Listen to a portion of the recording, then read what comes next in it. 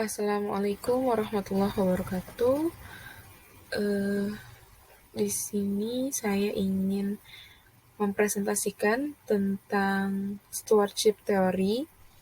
Perkenalkan, saya Alifa Fauzi dari kelas 5 Shift 2 Teori Akuntansi dengan NIM 1962201449. Saya akan menjelaskan tentang stewardship theory. Yang pertama, landasan teori stewardship. Stewardship theory merupakan harmonisasi antara pemilik modal atau prinsipal dengan pengelola modal atau steward dalam mencapai tujuan bersama, tetapi secara implisit merefleksikan bagaimana akuntansi membangun sebuah konstruk pola kepemimpinan dan hubungan komunikasi shareholder dan manajemen, atau dapat terjadi juga antara top manajemen dengan jajaran manajemen lain di bawahnya. Selanjutnya, terdapat definisi menurut para ahli, yaitu di antaranya yang pertama ada dari Murwaningsih tahun 2009. Teori stewardship ini menggambarkan tentang adanya hubungan yang kuat antara kepuasan dan kesuksesan organisasi. Teori stewardship berdasarkan asumsi filosofis mengenai sifat manusia bahwa manusia dapat dipercaya, bertanggung jawab, dan manusia merupakan individu yang berintegritas. Selanjutnya dari Raharjo pada tahun 2007. Juga mengatakan bahwa teori stewardship mempunyai akar psikologi dan sosiologi yang didesain untuk menjalankan manajer sebagai steward atau pelayan atau agent.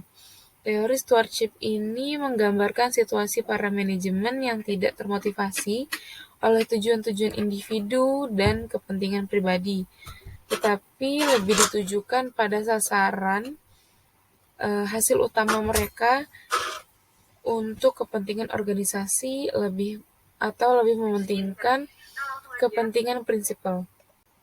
Selanjutnya yang akan membahas teori agensi dan stewardship. Dari Davis, Kurman, dan Donaldson pada tahun 1997 terdapat beberapa hal yang membedakan antara teori agensi dan teori stewardship. Berdasarkan faktor yang mengarah pada mekanisme psikologi seperti motivasi, identifikasi, dan penggunaan kekuasaan atau use of power, dan faktor situasional seperti filosofi manajemen, budaya, dan rentang kekuasaan. Sini yang pertama ada motivasi. Motivasi merupakan kemauan untuk melakukan sesuatu dengan tingkat upaya yang tinggi untuk mencapai tujuan organisasi, menurut Suntanu pada tahun 1994. Dalam pendekatan agensi, motivasi seseorang untuk ditujukan pada pencapaian suatu yang bersifat intrinsik, yaitu tidak mudah diukur. Misalnya, kesempatan untuk berkembang, prestasi, berafiliasi, dan aktualisasi diri. Adapun untuk mencapai hasil dan dari aspek psikologis dalam hubungan antara motivasi dan karakteristik kerja untuk meningkatkan keahlian, mengidentifikasi tugas otonomi dan umpan balik atau feedback. Selanjutnya terdapat identifikasi. Identifikasi terjadi pada saat manajer menganggap dirinya menjadi bagian dari organisasi. Mereka menerima visi, misi, dan tujuan organisasi secara utuh. Manajer identik dengan atribut organisasi yang akan membawa tujuan organisasi. Dikemukakan oleh Stowe, McKenshin, dan Puffer pada tahun 1983. Adapun konsep yang berkaitan dengan identifikasi adalah komitmen organisasi. Menurut Porter, Steer, Moody, dan Boylan, pada tahun 1974 mendefinisikan komitmen organisasi sebagai kekuatan untuk mengidentifikasi individu atas partisipasinya dalam berorganisasi. Selanjutnya, penggunaan power atau use of power. Yang pertama, power merupakan aspek penting dalam hubungan principal manager dalam teori manajemen. Power lebih banyak memiliki keterkaitan dengan aspek leadership dibandingkan dengan aspek manajerial. Power didefinisikan sebagai kemampuan seseorang untuk membagian dalam organisasi, untuk mempengaruhi atau bagian lain dalam organisasi agar mereka bersedia menjalankan perintah atau mengerjakan sesuatu yang sebelumnya tidak mereka inginkan untuk mencapai tujuan sesuai dengan keinginan pemilik power, dikemukakan oleh Ahmad tahun 2000. Selanjutnya, filosofi manajemen merupakan seperangkat keyakinan dasar, basic belief, yang menjadi parameter bagi organisasi dan personal yang terlibat di dalamnya, dikemukakan oleh Mulyadi tahun 1998. Filosofi manajemen yang memberikan petunjuk tentang apa yang seharusnya dikerjakan dan apa yang seharusnya tidak dikerjakan, yang merupakan suatu normatif model organisasi. Dikemukakan oleh Lawler pada tahun 1992 menjelaskan bahwa perbedaan penting dalam filosofi manajemen yaitu manajemen yang berorientasi kontrol atau control oriented versus manajemen yang berorientasi keterlibatan atau involvement oriented. Filosofi yang berorientasi keterlibatan lebih cocok ditetapkan pada pendekatan stewardship karena konsep sikap melayani mengarah pada usaha untuk menumbuh kembangkan model of man yang mengembangkan diri, memiliki partisipasi dan komitmen tinggi pada organisasi. Selanjutnya terdapat budaya. Budaya merupakan aspek yang mempengaruhi pilihan antara hubungan agensi dan stewardship. Ini dikemukakan oleh Hastede tahun 1991, menggambarkan sebagai dimensi paham individual, kolektivitas, dan dimensi yang mencirikan perbedaan lintas budaya yang relevan dengan perbedaan agensi stewardship dalam konsep rentang kekuasaan atau power distance. Lalu selanjutnya terdapat langkah-langkah pembaharuan dengan stewardship.